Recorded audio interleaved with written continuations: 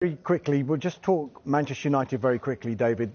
A quiet January, which I think we were expecting, but does it speak to what's predicted to be a crazy summer for United, both departures and arrivals?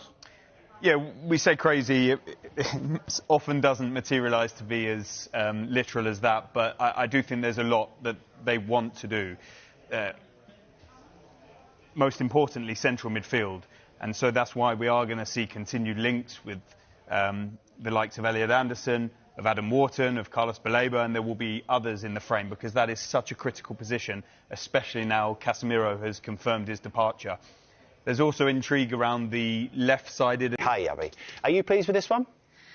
I am, but I'd have rather have had Gay. I'd rather have had that tried and tested Premier League player. You know, he wanted to come and play for Liverpool, so I can't understand in my head how he's ended up going to City and why we haven't sort of tried to get him instead. Do you know what I mean? Isn't this the Liverpool model a little bit? Well, maybe, but I don't understand why you're bringing in another young centre-back. We've already got Leone there. Yes, he's 18 and he's injured, but at the end of the day, Van Dijk's contract's going to run out in a year and a half. Konate doesn't look like he's signing a new one. We're running out of time here, and we're going to end up with two really young lads, not proven. I want them to have as much time as possible to learn from the likes of Van Dijk, learn from Konate, and if he's not coming till the summer, it just puts a little bit of doubt in my mind.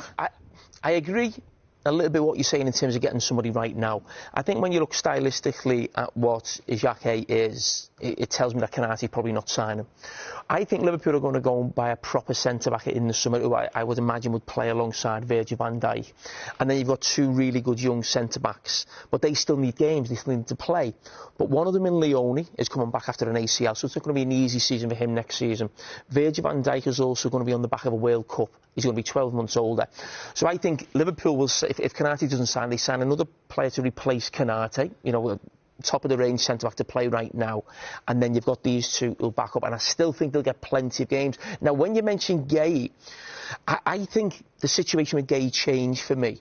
I think in the summer, let's not forget, Konate's not had a great season, we all know that. But in the summer, Gay was getting brought in to provide competition, not necessarily take his place right away. Konate had been fantastic with Van Dijk the season before, and Gay was bring in stiff competition. I think it got to the stage with Konate this season where it was actually, when you're buying someone, I think it's to replace him now, because maybe he's not going to sign, or maybe he's not the same player. Then I do look at Mark Gay, and I think, I worry about his height. I do when I think of the makeup of the Liverpool team. Think of sort of Vert in midfield, McAllister, Frimpong, Kirkers at the back, and then you bring in a giant in the centre-back. And I think in this young lad, he's definitely that. And I hope the one they bring in again in the summer also has that.